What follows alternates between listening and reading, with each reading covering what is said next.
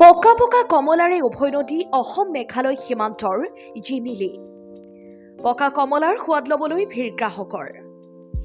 প্ৰাকৃতিক সৌন্দৰ্যৰে ভৰপূৰ কামৰূপ জিলাৰ অসম মেঘালয় সীমান্তৱৰ্তী অঞ্চলত এতিয়া পৰ্যটকৰ ভিৰ।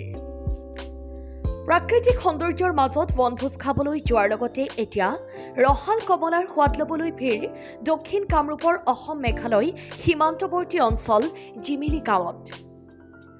ৰাভা জনগোষ্ঠী অধ্যুষিত এই গাঁওখনত বৰ্তমান শতাধিক কমলা বাগানেৰে ভৰপূৰ। বৰ্তমান ডাল ভৰি ভৰি লাগিছে সকলো বাগানতে কমলা। এই গাঁৱৰ কমলা অন্য অঞ্চলৰ তুলনাত ডাঙৰ ৰসাল আৰু সোৱাদযুক্ত। সেই গাঁওখনৰ কমলাই বিগত 10 বছৰে ৰাজ্যৰ বজাৰত সুকীয়া স্থান দখল কৰিবলৈ সক্ষম হৈছে। দূৰ দূৰণিৰ পৰা জিলিমি গাঁৱৰ কমলা নিবলৈ ঢাপলি মেলিছে গ্ৰাহকে।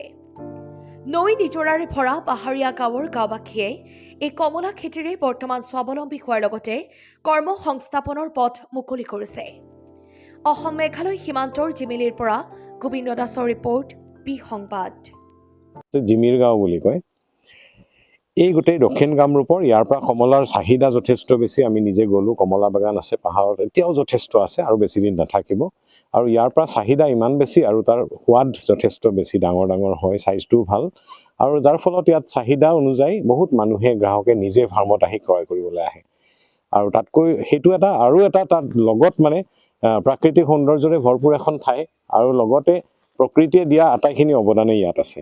এখন হাৱাচুৰ বুলি কিছু আগতে এখন ঠাই আছে য'ত নেকি পিকনিক স্পট এটাও ডেভেলপ কৰিছে। তাতো বহুতো মানে বনভোজ থলীত বনভোজলৈ অহা মানুহসকল আহে। গতিকে ইয়াতে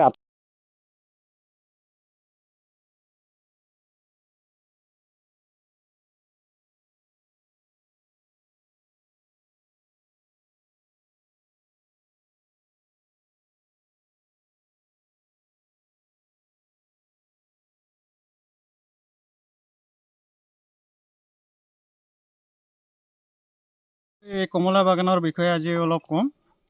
মোৰ নাম দীপাংকৰ ৰাভা। মই এই অঞ্চলৰ বাসিন্দা হয়। বিশেষকৈ এই জিমিৰি গাঁও যিখন কমলা বাগান আছে জিমিৰি গাঁওখনত, এই নিশ্চয় এই বাগান প্ৰায় 102 এখনহে কমলা বাগিচা কম হ'ব, প্ৰায় 100 বুলি ক'ব পাৰে, এনেকুৱা বাগান আছে।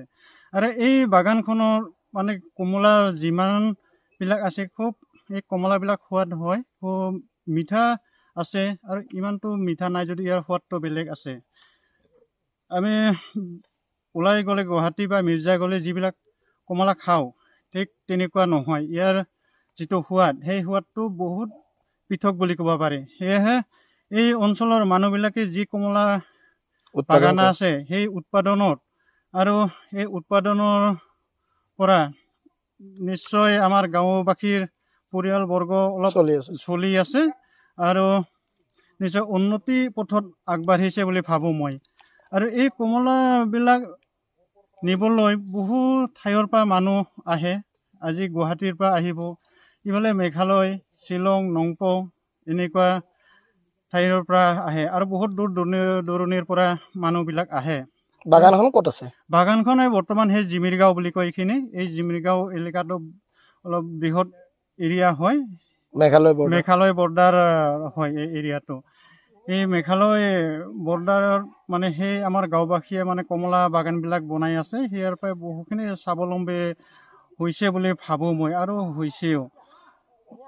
আগত যেনেকুৱা বাগান আছিল, প্ৰায় মই গম পোৱা 4-5খন বাগান আছিলে ইয়াতে। এতিয়া সেই 4-5খন বাগানৰ পৰা প্ৰায় 100খন বাগান মানে উৎপন্ন কৰিলে মানুহবিলাকে। মানে এই বাগানৰ পৰা বহুত মানুহে চলি আছে আৰু ফলৱতী হৈছে। এই হিচাপে মানুহে